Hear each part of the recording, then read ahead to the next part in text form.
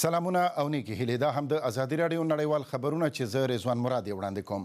په هند کې د سختې ګرمۍ څپه هم دوام لري او چارواکي وایي چې ګرمۍ له 1100 زیات کسان وژلي دي. د هند په زیاتو سیمو کې له یوې اونۍ راپدې خوا د تودوخې درجه 500 ته نږدې ده او ډاکټرانو ته اجازه نه ورکول کېږي چې په رخصتۍ ولاړ شي.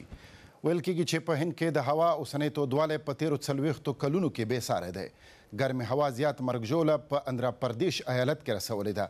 له طبي پیښو سره د هند د مبارزې د ادارې مشره تلسی رانی وایي له تیرو 10 ورځو راپدې خوا هوا ډیره ګرمه ده. په اندرا پردیش کې اوس هم هوا ډیره ګرمه ده. په زیاتو سیمو کې نن هم د تودوخې درجه د سنټیګریډ د 46 په شاوخوا کې ثبت شوې ده.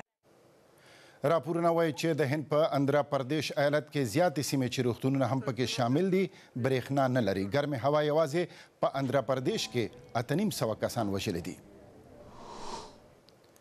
په یمن کې جګړو زور اخیستی دی او د سعودي عربستان په مشرۍ سیمه ییز ائتلاف په وروستیو هوایي بریدونو کې لسګونه حوثیان وژلي دي.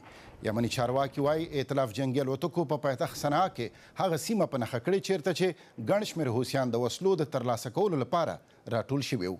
په همدې حال کې سعودي وایي د حوثیانو په یو راکټي برید کې د دې هیواد 2 سرتیري وژل شوي دي.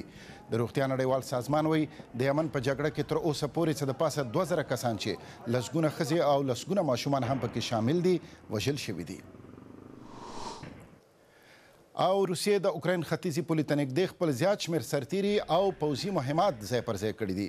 راپورونه وایي چې روسي ټانکونه، زغروال موټر او لرې واټن ویشتونکي توغندي د اوکراین لوهانسک ښار ته نږدې چې د روسیې بېلتون پالې پکې کنټرول کې دي رسېدلي دي.